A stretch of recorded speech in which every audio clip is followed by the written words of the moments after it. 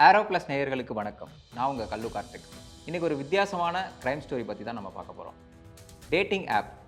Mobile வச்சுருக்கக்கூடிய எல்லார்கிட்டையும் எந்த ஆப் இருக்கோ இல்லையோ, ஆனால் டேட்டிங் ஆப்புங்கிறது கண்டிப்பாக இருக்குங்க. அந்த டேட்டிங் ஆப் மூலயமா ஒரு பெரிய க்ரைம் நடந்திருக்கு. அதை பற்றி தான் நம்ம இன்றைக்கி வீடியோவில் பார்க்க போகிறோம்.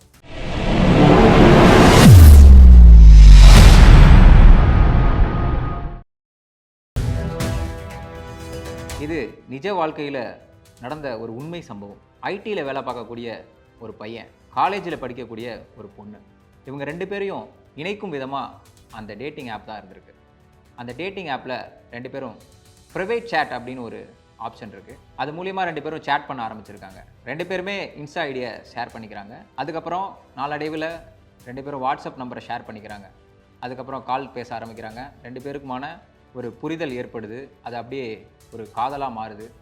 அது ஒரு ரிலேஷன்ஷிப்பை க்ரியேட் பண்ணிகிட்ருக்கு. அதுக்கப்புறமா தனிப்பட்ட முறையில் 2 பேரும் வந்து சந்திக்கிறதுக்கு பிளான் பண்ணுறாங்க. அந்த பையன் அந்த பொண்ணை போய் சந்திக்கிறான், அந்த பொண்ணு அந்த பையனை போய் சந்திக்கிறான். இது நாளடைவில் ஒரு காதலாக மாறுது. கொஞ்ச நாள் கழித்து அந்த பொண்ணு அந்த பையன்கிட்ட சொல்கிறா, நான் உன் கூட செக்ஷுவலாக ஒரு ரிலேஷன்ஷிப்பில் இருக்கணும், அதுக்கு நீ வந்து ஒத்துழைக்கணும் அப்படின்னு சொல்கிறான். அவனும் கல்யாணம் பண்ணிக்க போகிற பொண்ணு தானே அப்படிங்கிறதுனால அந்த பொண்ணு கூட செக்ஷுவல் லைஃப்பில் இருக்கணும்னு அவள் கூப்பிட்டோன்னு அங்கே போகிறான். அங்கே ஒரு வீடு செட்டப் இருக்குது. அந்த வீட்டில் வந்து இவங்க 2 பேரும் செக்ஷுவலாக ரிலேஷன்ஷிப்பில் இருக்காங்க. இது ஒரு முறை இல்லை, ஒரு நிறைய டைம் வந்து அந்த பொண்ணும் அந்த பையனும் இந்த மாதிரி செக்ஷுவல் லைஃப்பை என்ஜாய் பண்ணிட்டு இருக்காங்க. ஒரு நாள் அந்த பொண்ணு வந்து அவன்கிட்ட கேட்குறா, நம்ம 2 பேரும் மட்டுமே வந்து இந்த மாதிரி செக்ஷுவல் லைஃப்பில் இல்லாமல் எனக்கு த்ரீசம் பண்ணணும்னு ஆசையாக இருக்குன்னு சொல்கிறான். த்ரீசம் அப்படின்னா நீங்கள் எல்லாரும் யோசிக்கலாம் என்னன்னு. ஒரு ஆண் 2 பெண்கள் கூட செக்ஷுவலோ அல்லது ஒரு பெண் 2 ஆண்கள் கூட செக்ஷுவல் லைஃப்பை என்ஜாய் பண்ணாங்கன்னா அதுக்கு பேர் த்ரீசம்னு சொல்லுவாங்க. அந்த மாதிரி த்ரீசமில் இருக்கணும்னு அந்த பொண்ணு அந்த பையனை கேட்டிருக்கா. உடனே ஷாக்கான அந்த பையன், என்னால் அப்படிலாம் இருக்க முடியாது, அப்படி போய் நான் ஒரு ஆளை எப்படி தேடுறது அப்படின்னு சொல்லி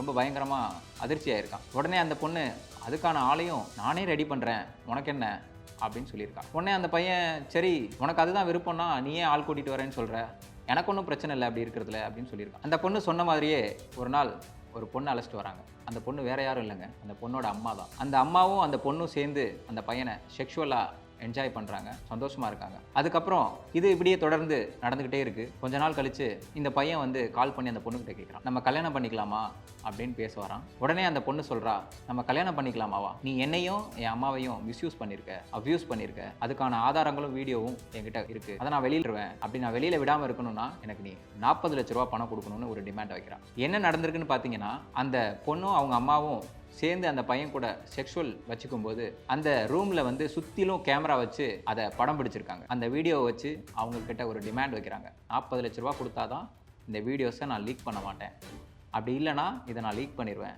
அப்படின்னு சொல்லி ஒரு டிமாண்ட் வைக்கிறாங்க. இந்த விஷயங்கள் பேசிகிட்டே இருக்கும்போது நேரில் மீட் பண்ணி பேசுவோம், நான் நேரில் வரேன் அப்படின்னு சொல்லிட்டு 2 பேரும் சந்திக்கிறதுக்கான ஒரு ஏற்பாடு நடக்குது. ஒரு அறையில் இந்த பொண்ணும் அந்த பையனும் பேசிகிட்டு இருக்காங்க, கூட அவங்க அம்மாவும் வந்திருக்காங்க, அந்த பொண்ணோட அம்மாவும்.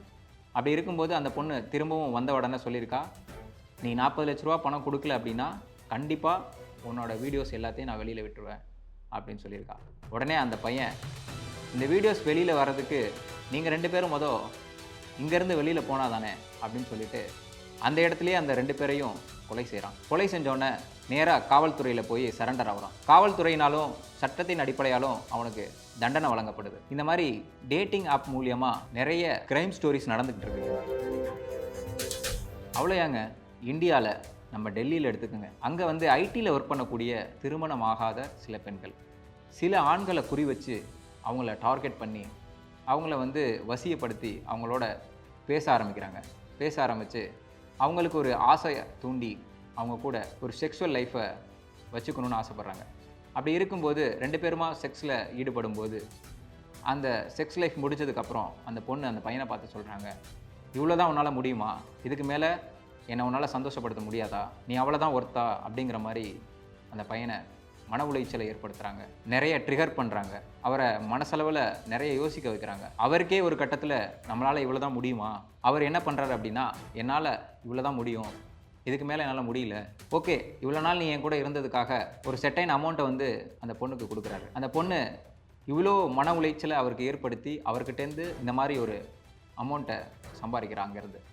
அதுக்கப்புறம் அவரை மாதிரியே இன்னொரு ஆளை குறி வைக்கிறாங்க, அவர்கிட்டையும் அதே மாதிரி செக்ஷுவல் லைஃப்பில் நடந்துக்கிறாங்க, அதே மாதிரி பணம் சம்பாதிக்கிறாங்க. அவருக்கு நீங்கள் இவ்வளோ தான் அப்படிங்கிற மாதிரி ஒரு விஷயத்தை க்ரியேட் பண்ணி அவருக்கும் அந்த குற்ற உணர்வை ஏற்படுத்தி அவர்கிட்டேருந்தும் பணம் பறிக்கப்படுது. நிறைய கிரைம் ஸ்டோரிஸ் நடந்துகிட்டு இருக்கு. ஒரு பையன் ஒரு பொண்ணை காதலிக்கிறான். அந்த பொண்ணும் அந்த பையனும் ஒரு ரிலேஷன்ஷிப்பில் இருக்காங்க. அப்படி இருக்கும்போது செக்ஸுவலாக 2 பேருமே வந்து உறவு வச்சுக்கிறாங்க. அப்படி வச்சுட்டு இருக்கும்போது அந்த பையன் ஒரு நாள் சொல்கிறான், இந்த பையன் வந்து அந்த பொண்ணு கூட இருக்கிறது வைக்கிறதெல்லாம் அவனோட ஃப்ரெண்டு கிட்ட வந்து சொல்லுவானாம். அப்படி சொல்லும்போது அந்த பையன், நானும் இருக்கேன்டா, உன் ஆள் கூட நானும் இருக்கணும் அப்படின்னு சொல்லி ஆசைப்பட்டு அந்த ஃப்ரெண்டு கிட்ட கேட்டிருக்கான். உடனே அவன் என்ன பண்ணியிருக்கான்னா, அந்த பொண்ணுக்கிட்ட போய் பேசியிருக்கான்.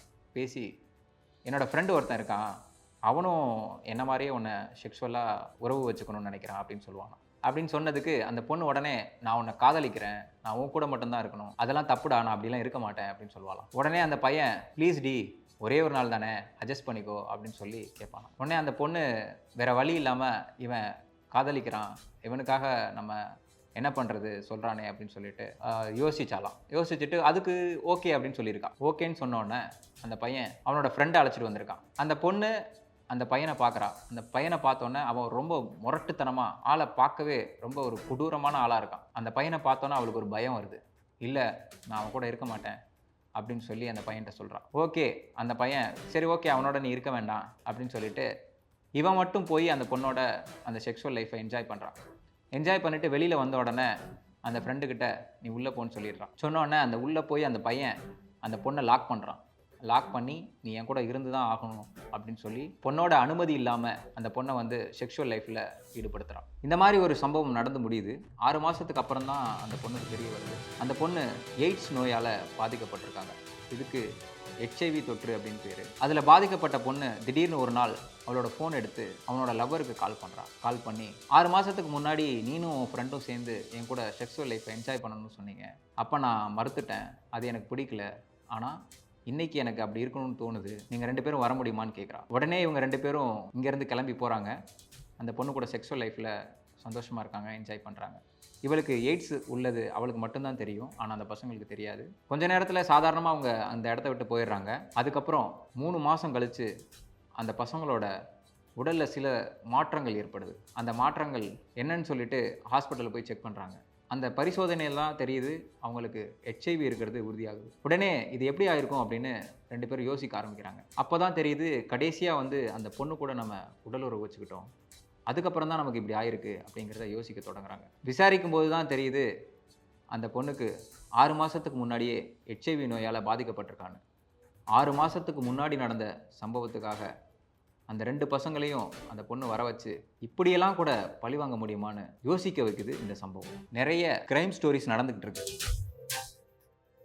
இது வரைக்கும் நீங்க பயங்கரமான கிரைம் ஸ்டோரிஸ் கேட்டிருப்பீங்க. ஆனா இது ரொம்பவும் டிஃபரெண்டானது. டேவிட் பார்க்கரே அப்படிங்கிற ஒருத்தர், அவர் சாதாரண மனுஷன், அவருக்கு பின்னாடி நிறைய கொலைகள் புதஞ்சு கிடக்கு. அவர் வாழ்ந்துட்டு இருக்க வீட்டுக்கு பின்னாடி ஒரு மர்மமான இடம் இருக்கான். இந்த இடத்த அவர் ஒரு கண்டெய்னர் மாதிரி டிசைன் பண்ணியிருக்காரு. அந்த கண்டெய்னருக்குள்ள நிறைய சங்கிலிகள், கத்திகள், கோடாலி, அரிவாள், கொடூரமாக கொல்லக்கூடிய ஆயுதம் நிறைய இருந்திருக்கு. அந்த கண்டெய்னரோட மேல் பகுதி, அதாவது சீலிங்னு சொல்லுவாங்க, அந்த இடத்த கண்ணாடியால டிசைன் பண்ணி, அது எதுக்குன்னு தெரியும், அந்த கண்ணாடியால டிசைன் பண்ணது அந்த கண்டெய்னருக்குள்ள சிக்கக்கூடிய பெண்கள் அவங்க அணுவணுவா சாகிறத அவங்க பார்த்துக்கிட்டே சாகணும் அப்படிங்கிறதுக்காக அதை அப்படி டிசைன் பண்ணியிருக்காரு. இன்னொரு முக்கியமான விஷயம் என்னன்னா, அந்த கண்டெய்னருக்குள்ள வெளியில இருந்து ஒரு சின்ன ஒலி கூட உள்ள போக முடியாது. உள்ள இருந்து ஒரு பின் டிராப் சவுண்ட் கூட வெளியில வராதான். அந்த மாதிரி தான் அந்த கண்டெய்னரை டிசைன் பண்ணியிருக்காரு. இவர் நிறைய பெண்களை தொடர்ந்து கடத்தி அந்த கண்டெய்னருக்குள்ள வர வச்சு நாற்காலியில உட்கார வச்சு அவங்களோட கைகளையும் கால்களையும் கயிறுனால கட்டிடுவாராம். அதுக்கப்புறம் அவங்களுக்கு பின்னாடி ஒரு குரல் ஒலிக்குமா. அந்த குரல்ல,